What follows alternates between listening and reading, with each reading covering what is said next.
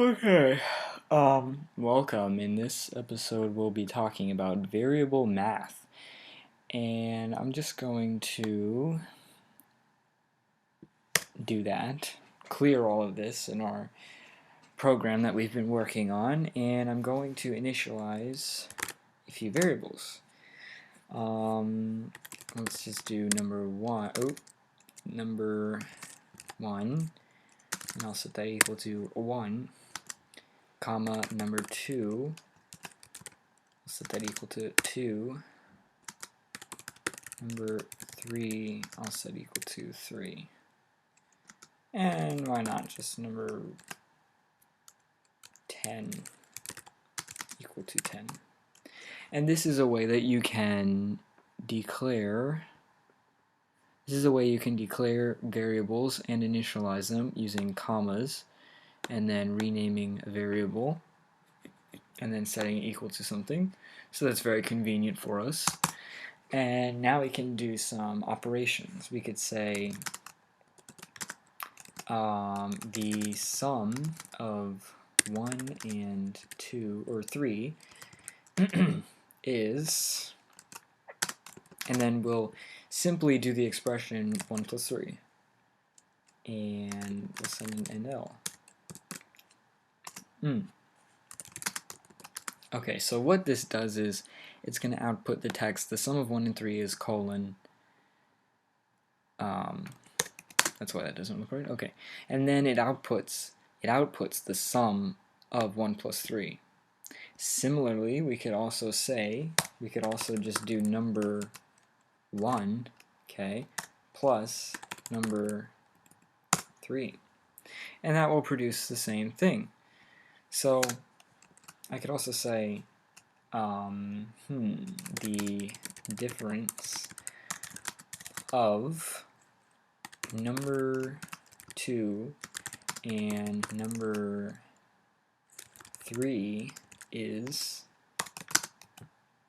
and then output number 2 minus number 3 and L. And then I could do even more. You can do more operations. So the product of number 10 and number 3 is, and then we could just say number 3, doesn't matter what order because multiplication is commutative.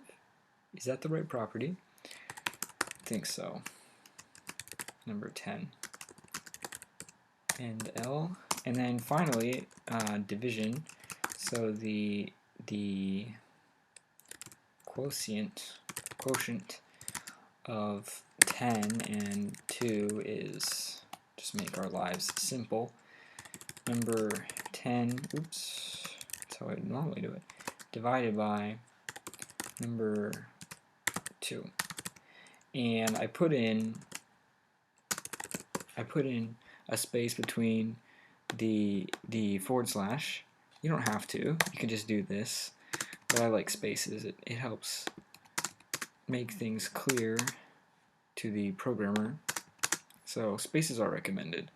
So let's just see how this runs. It's going to build, and then there. So the sum of 1 and 3 is 4. Yeah, the difference of the number 2 and number 3 is -1. See, we did a smaller number, and we subtracted a larger number, which will give us a negative number. So 2 minus 3 is -1. The product of number 10 and number 3 is 30, so 10 times 3 is 30, good. The quotient of 10 and 2 is 5. 10 divided by 2 is 5. There are more operations you can do in programming. For example, what if we wanted to divide 3, or how about 2 by 3? 2 divided by 3 is, and then we do 2 divided by 3. We could even do number 2 divided by, number 3. And and L. Now what would that look like? Let's run it. And it's going to say it is 0. I'm going to go to my search bar, and every Mac can perform mathematical calculations in their search bar. So 2 divided by 3, and it's going to be 0.666 repeat. So what is the compiler doing? What is your computer doing? Well, it's simply truncating the decimal part. Why? Because you're dividing integers. And remember, when you in programming, in coding, when you perform an operation with integers, you're going to get an integer returned to you. So, which means because integers are whole numbers, there's going to be no decimal part. It's simply going to cut off the decimal part and give you the whole number part. Now, if you wanted to find out the decimal, you would have to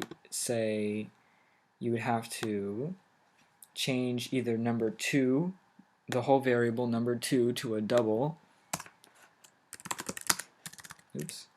And I could say number 2, I'll just do it this way, is equal to 2.0. That's probably the best way to declare and initialize a double. And then number 3 is equal to 3.0. So now, if I change these, I'm going to get, the operation is going to return a double, which includes a decimal part expected oh, there. Why did I do that?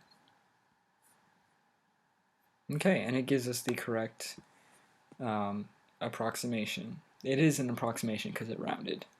Technically, it goes on forever, you know. Another operation we can do in programming is the modulus operation. And the modulus is basically a percent sign, like that, and it returns the remainder of a division. So for example, 10 divided by 3, let's see, 3 goes into 10 3 times evenly, and there's a remainder of 1. So I could say the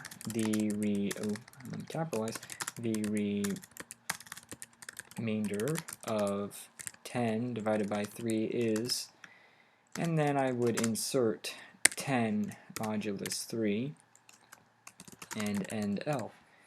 And we will, no errors, okay, build, and there. It returned the remainder of 10 divided by 3, which is 1. And there are other things you can do with variable math. This is basic variable math. I showed you sums, differences, products, quotients, remainders, modulus, stuff like that. You can do square roots, you can do other things, and all of those come with the math. I believe the math.h, yes, the math.h header file. You can do square roots and absolute values and all that good stuff. But my time limit is pretty much exceeded, so I'm going to leave you guys here and stay tuned for more programming videos.